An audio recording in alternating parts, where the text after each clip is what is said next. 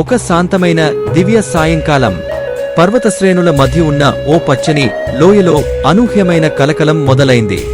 గెరుల మధ్య భూమి చీలిపోయింది. అగ్ని గజేంద్రుడు మేల్కొన్నాడు.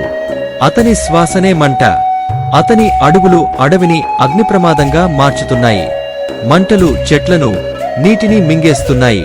ప్రజలు భయంతో పరుగులు తీశారు. ప్రకృతి విలపిస్తోంది.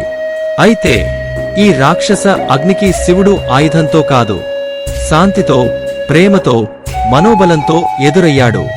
శివుడు అగ్ని మధ్య నిలబడి తన గుండె నుండి ప్రేమ గళాన్ని వినిపించాడు. పొగ కాదు, నీడ కావాలి మన ఊరికి. అగ్ని గజేంద్రుడు ఒక్క క్షణం నిశ్శబ్దంగా చూశాడు. అతని లోపల మొదలైంది మార్పు.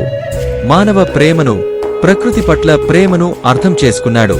ఆ సమయంలో ఒక్కసారిగా ఊరు అంతా చెట్లను రక్షించేందుకు ముందుకు వచ్చింది.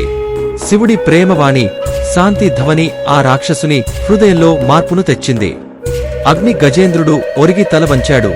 మంటలలోంచి కాపాడే ఆత్మగా మారాడు. ఆఖరికి అగ్ని గజేంద్రుడు భూమిలో అదృశ్యమయ్యాడు. ఆ దహించిన నేల పూలతో మలచబడింది. ప్రేమతో చెప్పిన మాట ప్రకృతికి శక్తిగా మారింది.